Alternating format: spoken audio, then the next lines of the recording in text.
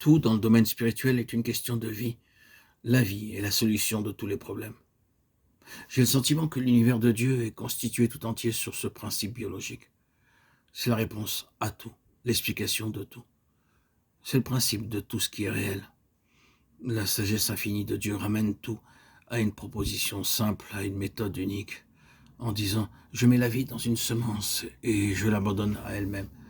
Je ne commence pas par former cette fleur, par faire tant et tant de pétales, par leur donner une forme, puis une couleur, pour les rassembler ensuite et en faire un tout. Je ne vais pas lier ce tout pour le fixer à une tige. Ce n'est pas ainsi que je travaille. Tout cela est artificiel. Non, je vais mettre la vie dans une semence et la laisser tranquille. Bientôt, on aura la fleur parfaite. Tout cet organisme, tout ce développement, toute cette répartition des dimensions, des formes, des couleurs, la vie les possède en elle-même. C'est la vie qui a tout cela. Et si seulement on lui en donne l'occasion, elle produira.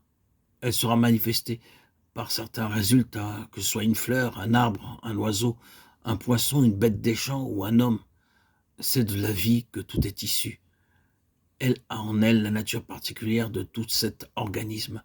Et si cette vie peut faire son apparition et avoir l'occasion de s'exprimer, on aura bientôt l'organisme complet. Voilà le secret biologique que Dieu a mis en œuvre dans sa création. Mais la création naturelle n'est qu'une figure de la création spirituelle. Elle ne devrait même être que cela dans la pensée de Dieu.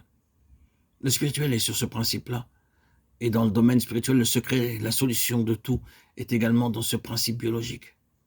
Mettez la vie du Fils de Dieu dans n'importe qui, laissez-lui le champ libre, laissez-la être souveraine, laissez-lui le gouvernement de tout et vous verrez que tout ira bien.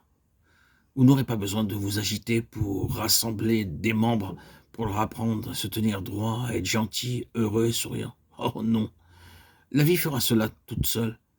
Dieu a une clé, et cette clé, c'est la vie souveraine de son Fils bien-aimé, quand on lui donne l'occasion de s'exprimer sans entrave. Le résultat viendra aussi sûrement que le jour après la nuit. Et toute cette question de l'Assemblée, comment obtenir une expression de l'Assemblée, comment conserver saine une véritable expression de l'Assemblée à toutes ces choses, la réponse est la vie du Seigneur Jésus. Que cette vie soit continuellement préservée par l'action de la croix, d'abord contre la mort qui est son grand ennemi, puis contre le terrain sur lequel la mort travaille, qui est la chair, que la croix soit maintenue sur la chair, qui est le terrain de la mort spirituelle, préservant ainsi cette vie précieuse. Et nous n'aurons pas à nous préoccuper d'une technique quelconque. Tout ce qui concerne la vie de l'Assemblée se déroulera naturellement si la croix fait son œuvre et si la vie a le champ libre. Ce qui est une autre façon de dire que c'est sous forme de vie que doit s'exprimer la souveraineté du Seigneur Jésus par son esprit. Nous demeurerons une secte, nous devrons à nouveau nous résoudre à quelque chose séparément de toutes les autres choses dans lesquelles se trouve le peuple du Seigneur si nous descendons à un niveau inférieur ou acceptons un autre terrain que celui de la vie souveraine du Seigneur Jésus dans sa glorieuse primauté.